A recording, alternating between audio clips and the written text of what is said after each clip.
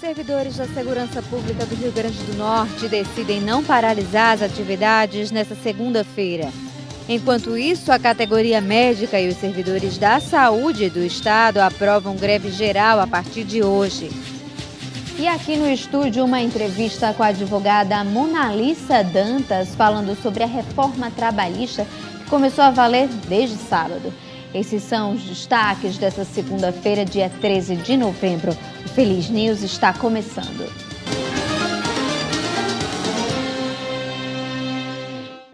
Boa noite. Nesse domingo aconteceu o segundo dia de aplicação de provas do Exame Nacional do Ensino Médio, Enem. De acordo com dados divulgados pelo Instituto Nacional de Estudos e Pesquisas Educacionais, Anísio Teixeira, INEP, cerca de 46.250 candidatos não compareceram aos locais de prova, totalizando uma porcentagem de 29% de ausências. No total, o estado possuía 159 mil inscritos no processo seletivo. No primeiro dia de prova, outros 44 mil inscritos faltaram, contabilizando 27,6% de ausentes.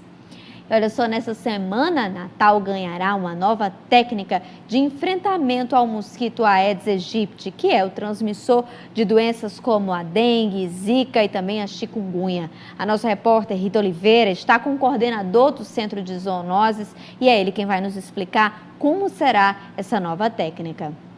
Olá, Lívia. Olá para você que nos assiste. Isso mesmo, a gente está aqui com o chefe de controle de zoonoses aqui de Natal, Alessandro Medeiros. É ele, na verdade, quem vai nos explicar como é que vai ser esse processo, essa nova técnica de enfrentamento aí, o Aedes aegypti, estações disseminadoras de larvicidas. Como é que funciona isso, Alessandro? Boa tarde. O princípio é o mesmo da polinização, né, que as abelhas fazem e os demais insetos. O mosquito vem, é um depósito de plástico revestido com um tecido. Esse tecido é impregnado com partículas de larvicida.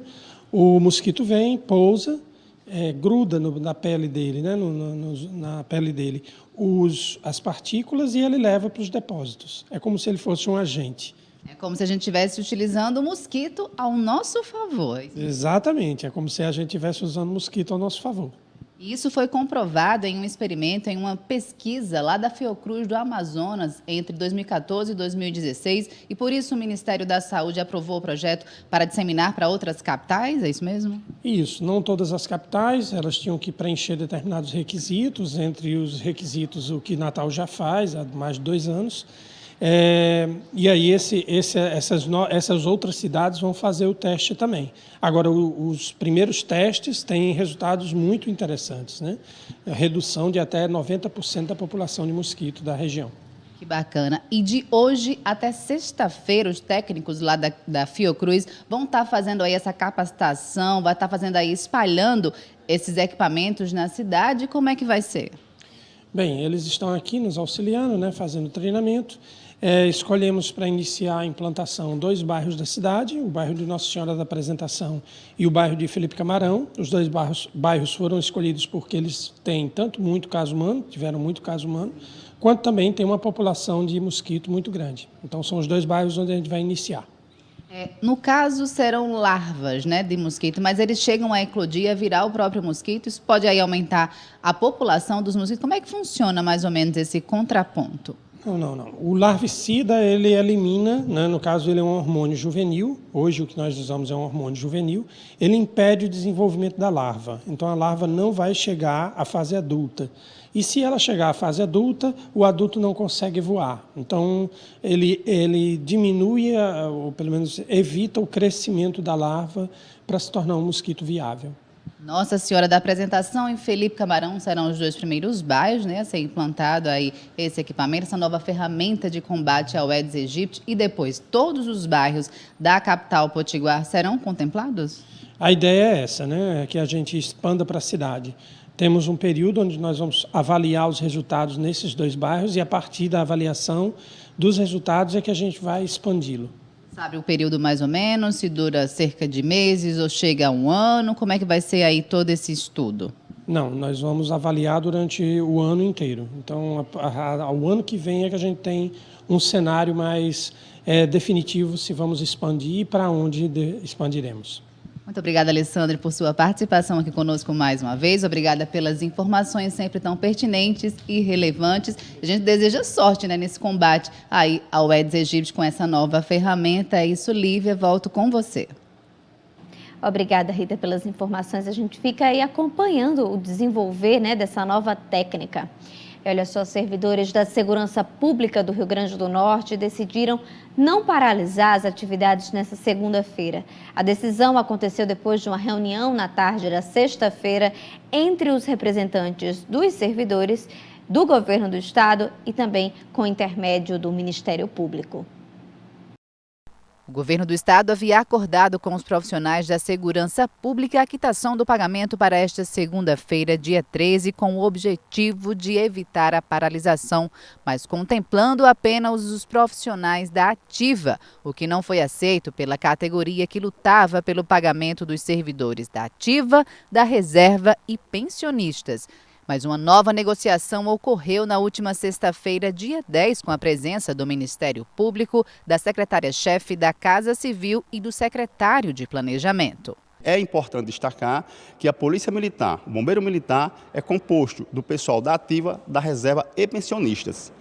Esta é a composição das instituições militares estaduais. Então, numa demonstração de união e de espírito público, os policiais militares entenderam que só aceitariam uma proposta que contemplasse também a ativa o pessoal da reserva e as pensionistas. Então foi pactuado desta forma, dia 17. O governo se compromete em pagar o pessoal da ativa e da reserva. Nesse caso, os pensionistas não foram contemplados e o governo do estado não deu previsão para quitar os pagamentos. Eu quero aqui reafirmar as pensionistas de policiais e bombeiros militares que perderam os seus esposos, os seus filhos, os seus familiares, que perderam suas vidas em sacrifício da segurança do nosso estado, que nós vamos continuar firmes e fortes para que as pensionistas também sejam contempladas. Os servidores receberam agora, em novembro, a última parcela referente ao mês de setembro, mas não se sabe como ficará o restante dos pagamentos de outubro, o pagamento de novembro, dezembro e o 13º. Fica aí a dúvida, né? Agora vamos mudar um pouquinho de assunto. A presidente do Supremo Tribunal Federal e do Conselho Nacional de Justiça, a ministra Carmen Lúcia, esteve aqui em Natal na tarde da sexta-feira para realizar a palestra de encerramento do 9º Fórum Nacional de Juízes de Violência Doméstica e Familiar contra a Mulher. A ministra destacou a necessidade do judiciário em promover a paz social e a importância da atuação dos magistrados no combate à violência contra a mulher, também da necessidade de pensar a mulher e a sociedade no enfrentamento desta violência. E veja a seguir, médicos e servidores da saúde do Rio Grande do Norte aprovam greve geral a partir de hoje. Mais detalhes logo depois do intervalo.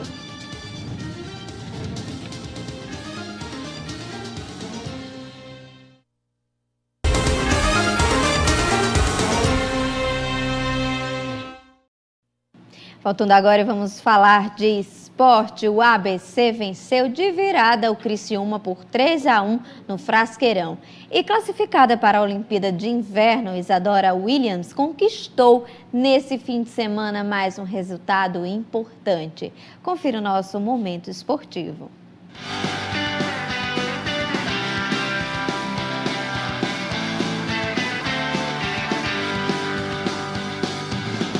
Olá, fãs de esporte! Já vamos começar logo com as nossas notícias do dia, porque na noite de sexta-feira o ABC venceu de virada o Criciúma por 3-1 lá no Frasqueirão e esticou um pouquinho mais a sua permanência na Série B. O time entrou em campo desesperado na luta contra o rebaixamento. Só a vitória interessava ao time potiguar para manter a esperança de permanência. Mas a esperança durou pouco porque agora o time só cumpre a tabela do campeonato. Logo após a vitória, o técnico Ranieri Ribeiro do ABC fez um apelo público.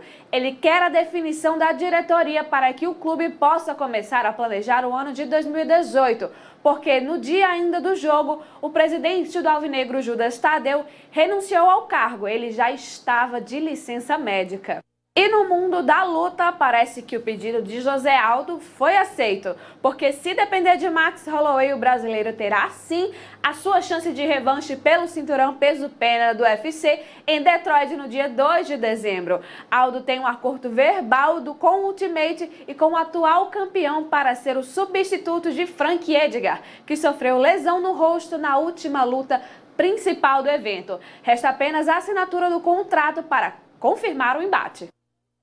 E tem brasileira fazendo sucesso. Classificada para a Olimpíada de Inverno, Isadora Williams conquistou nesse final de semana mais um resultado importante antes do maior objetivo do ciclo.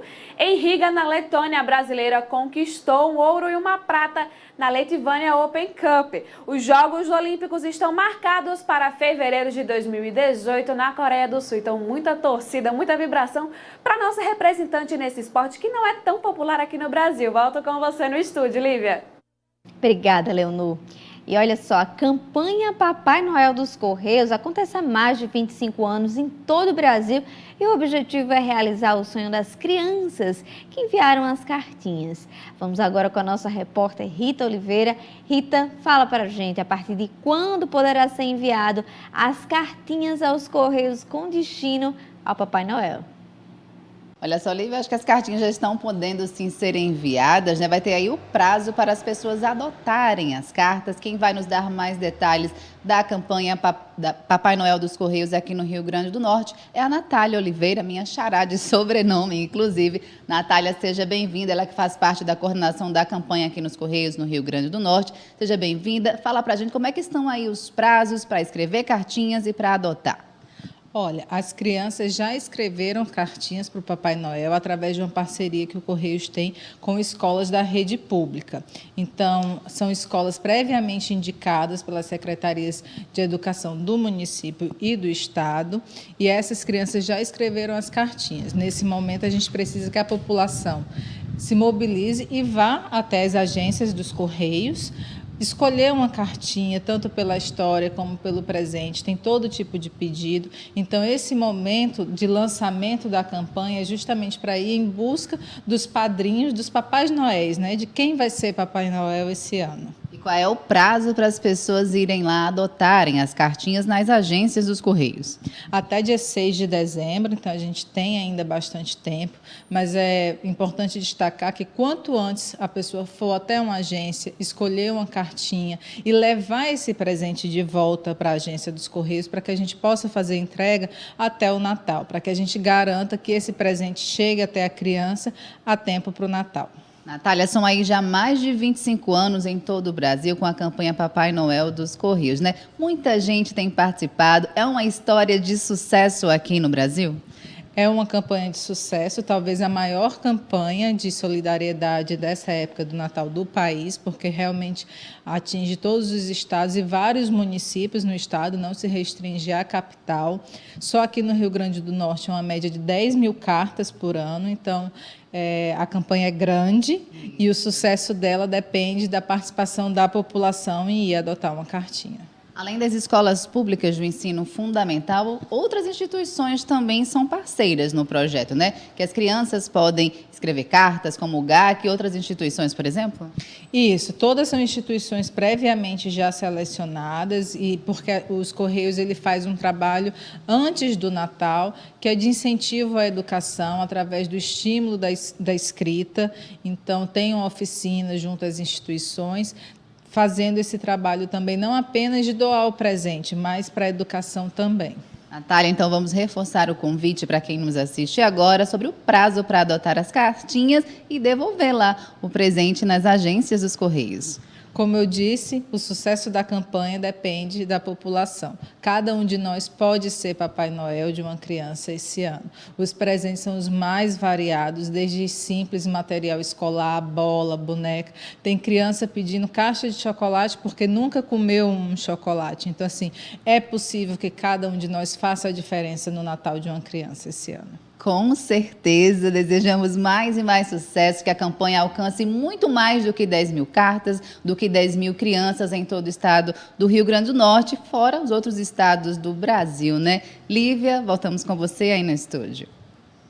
Obrigada, Rita, pelas informações. E aí, né? A criançada que tem aquele sonho já pode enviar as cartinhas para o Papai Noel e também quem as pessoas que tocarem o coração, que desejam fazer aí o sonho dessas crianças, também já pode começar. E olha só, a categoria médica do Rio Grande do Norte aprovou em assembleia a greve a partir de hoje. A medida se deu pelos constantes atrasos salariais. Segundo a categoria, há 2 meses os médicos estão sem receber os salários. A decisão dos médicos do Rio Grande do Norte por paralisar as atividades foi resultado de uma assembleia realizada no último dia 7. Os motivos são os constantes atrasos de salários que ocorrem desde janeiro do ano passado e as más condições de trabalho. A pauta é a mesma dos demais servidores da saúde, que também optaram por paralisar as atividades a partir de hoje. Porque os salários continuam atrasados. Nós fizemos uma greve em julho, 34 dias, onde o primeiro ponto seria a questão dos atrasos de salários. Como foi uma greve somente dos servidores da saúde, não conseguimos avançar nessa negociação com o governo do estado. Os servidores estão acampados em frente à governadoria. Em junho, o governo decretou calamidade na saúde, mas até agora ninguém sabe onde foi parar a ajuda de 150 milhões de reais enviada pelo governo federal. Decretado o estado de calamidade na saúde, 150 milhões foram liberados pelo governo federal e esses 150 milhões até agora não refletiram em nada na assistência. E o movimento grevista da saúde é unificado com a paralisação dos servidores da UERN. A nossa pauta de reivindicação é muito simples, é o pagamento em dia dos nossos salários, né? Vocês devem estar acompanhando, os servidores públicos de um modo geral estão com seus salários atrasados. São quase 2 anos nesse ritmo e na nossa Assembleia nós definimos por uma greve por tempo determinado, que se iniciou na sexta-feira, dia 10, e tendo como pauta principal o atraso de salário. É uma greve determinada pelos docentes. Então os serviços docentes, o semestre terminou, o 2017.1 terminou na sexta-feira e a partir de agora nós estamos em greve. Os manifestantes tentaram entrar na governadoria e foram impedidos pelos policiais militares que usaram sprays de pimenta, o que acirrou ainda mais a revolta dos demais servidores do estado, porque, segundo eles, o governo resolveu priorizar uma categoria em detrimento da outra. A polícia, a segurança ameaçou uma paralisação, o governador encontrou uma forma e dinheiro para pagar o salário da segurança. Então, nenhuma categoria é mais ou menos importante do que outra dentro do estado do Rio Grande do Norte.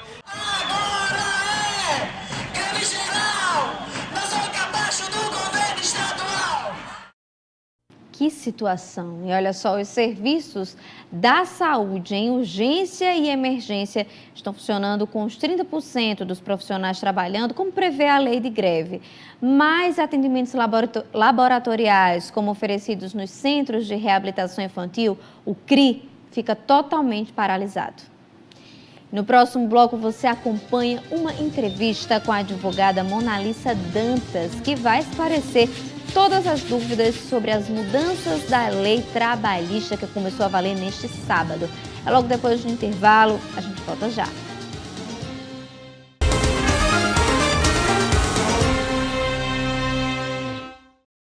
Sancionada em julho, a nova legislação trabalhista entrou em vigor nesse sábado. As regras passaram a valer automaticamente. Para entender as principais mudanças, nós recebemos agora a advogada trabalhista Monalissa Dantas. Monalissa, seja muito bem-vinda. Muito obrigada, Lívia, pelo convite. Que bom. E olha só, vou iniciar pedindo para que você, por favor, explique para a gente quais essas novas formas de contratação e demissão. E a pergunta que não quer calar, né? Vai haver uma regra de transição ou desde sábado já está valendo? Pois bem, boa tarde a todos. Mais uma vez, muito obrigada pelo convite. E as regras de transição, infelizmente, elas não vieram no projeto de lei da reforma trabalhista que entrou em vigor no dia 11, no sábado, né? Não se teve o cuidado de dispor na lei se os contratos em vigência, né, os contratos atuais, como é que seria a aplicação da regra nova, né? Então, por essa ausência, nós temos alguns parâmetros legais para poder fazer a aplicação, a adaptação da lei nova. Um deles são os direitos constitucionais, que eles não foram modificados, até porque por lei ordinária não poderiam ser, né? E aí eles estão constitucionalmente garantidos e não foram modificados. A segunda situação são os contratos de trabalho, aquelas pessoas que têm contrato de trabalho escrito, todas as disposições que constam nesse contrato, elas têm que ser respeitadas. E a terceira, nosso terceiro parâmetro de aplicação, se chamam normas coletivas, que são aquelas regrinhas que são construídas junto entre os sindicatos. E aí essas normas coletivas, elas têm que ter todas as suas regras, elas têm que ser respeitadas até o final da vigência da norma coletiva. Mona Lícia, a nova lei trabalhista, ela criou ainda o trabalho intermitente. Explica para a gente no que consiste. Bom, o trabalho intermitente é, de fato, uma nova forma de contratação, como você falou, Lívia. É um contrato de trabalho, um contrato de emprego, na realidade. Ele vai ser anotado na carteira de trabalho, como muitos pensam que não será. E é um contrato diferenciado, o trabalhador será contratado por hora. E aí ele vai ser contratado ou por hora, ou por dia, ou por mês, né? O contrato de trabalho obrigatoriamente tem que ser escrito. Essas disposições de tempo de contratação têm que estar indicadas no contrato de trabalho. Ele vai receber por hora e não é prejudicado, porque ele não pode receber um salário hora inferior ao trabalhador que for contratado regularmente, né? Ou seja, com vínculo de 44 horas de trabalho semanal. E ele já vai receber uma escala, né? Não vai ser informado, por exemplo, um dia antes eu vou ter que estar trabalhando, não vai ser assim. Não necessariamente. Ele pode receber uma escala já pré-definida e não. Ele pode receber uma ordem, uma convocação, que pela legislação ele tem que ser convocado até 3 dias antes do dia em que ele irá prestar o serviço, e ele tem a disponibilidade de confirmar ou não se tem interesse em prestar o serviço no dia que ele estiver sendo convocado. O trabalhador tem 24 horas para informar se tem interesse ou não, e se ele não falar nada no silêncio, não se presume que ele aceitou, ao contrário, se presume que ele recusou. E com relação às férias, elas a partir de agora poderão ser divididas, mas tem um espaço de tempo específico, né? Isso, as férias agora elas podem ser parceladas em até 3 vezes. Na legislação anterior, ela poderia ser parcelada em até 2, mas apenas em situações muito específicas. Não era a regra. Hoje, ela pode ser parcelada em até 3, desde que o trabalhador concorde com esse parcelamento. E o primeiro período tem que ser de, no mínimo, 14 dias e os outros 2 períodos de, no mínimo, 5 dias. Doutora, nós acabamos de receber aí uma pergunta de um telespectador querendo saber a respeito da contribuição sindical. Muita gente tem essa dúvida. Como é que vai ser? É o empregado que vai até o sindicato e vai dizer, olha, não vou contribuir mais? Ou é a empresa que vai fazer, por exemplo, uma reunião e vai dizer, olha, meus funcionários decidiram não pagar mais o sindicato? Como é que vai ser? Na realidade, a partir de 11 de novembro, a contribuição sindical ela não acabou. Ela só deixou de ser obrigatória, né? O procedimento comum é no mês de março, o empresário faz o recolhimento do salário do empregado e no mês de abril faz o repasse para o sindicato respectivo. Agora, esse procedimento automático ele não existe mais. A partir de agora, o funcionário tem que informar ao patrão de que ele quer contribuir para o seu sindicato e essa informação ela tem que ser escrita. Essa concordância com o pagamento do recolhimento da contribuição sindical, ela tem que ser por escrito. Outras formas de receita que o sindicato também pode estipular em convenção coletiva, agora também só podem ser pagas mediante aceite escrito do empregado. Ok, para a gente finalizar, foi colocado também a questão dos acordos entre funcionários e a empresa em si. Eles poderão ser feitos sem, nesse caso, acionar a justiça, aquela conversa e ali mesmo ele vai resolver, é isso? Sim, em algumas situações a legislação ela trouxe um rol de de assuntos em que o trabalhador ele pode negociar com o patrão e outros que a negociação ela tem que ser obrigatoriamente coletiva entre sindicatos, né? Sindicato das empresas e sindicato dos empregados. O rol é extenso tanto de assuntos que podem ser convencionados, né, que podem ser pactuados via convenção coletiva, como de assuntos que não podem de forma alguma ser negociados. Agora, a legislação trouxe algumas situações que podem ser, sim, tratadas entre patrão e empregado. Uma delas é o banco de horas, que agora tem a possibilidade dessa negociação individual, mas o prazo de vigência desse banco de horas, que na negociação coletiva são de 12 meses, na negociação individual são de apenas 6 meses. Então, se nesse período de 6 meses o trabalhador não compensar essas horas extras, né, durante 6 meses, ao final desse período, o empresário ele tem que realizar o pagamento com os adicionais respectivos. Ou seja, não tem mais essa história de banco de horas acumulado, 6 meses, tem que pagar. Tem que pagar. Ou compensa com folga, ou paga a hora extra. Ok, um ponto aí positivo. Monalisa, a gente agradece demais. Monalisa, que é advogada trabalhista, muito obrigada pela sua presença em ter esclarecido essas dúvidas de telespectadores e também dúvidas nossas. Como é que vai ser, né, essa aplicação da reforma trabalhista que já está valendo desde sábado? Muito obrigada. Muito obrigada, Lívia. Boa tarde a todos. E olha só, a gente vai para o nosso giro de notícias do Brasil e do mundo. Um terremoto de 7,3 graus na escala Richter destruiu uma região de povoados com construções precárias na fronteira entre Irã e Iraque. Pelo menos 328 pessoas morreram e mais de 2,5 mil ficaram feridas, segundo autoridades iranianas, que apontam que o número de vítimas deve aumentar à medida que as equipes de busca e resgate chegam às áreas remotas do país. A região mais atingida foi a província iraniana de Kermanshah, no oeste do país. O tremor teve epicentro a 32 quilômetros da cidade iraniana de Kalabajar, a uma profundidade de 23 quilômetros. Cerca de 30 réplicas, algumas de até 4,5 graus, foram sentidas em várias províncias iranianas. O número de vítimas aumentou rapidamente em relação aos primeiros relatos e era difícil quantificar os danos dos povoados atingidos porque a comunicação por telefone e o serviço de distribuição de energia elétrica sofreram cortes. As equipes esperavam que, ao amanhecer, os danos ficassem mais evidentes. Segundo o Centro de Controle, tremores tão fortes na região não ocorriam desde a década de 90. A edição de hoje fica por aqui. Obrigada pela sua companhia. Até amanhã.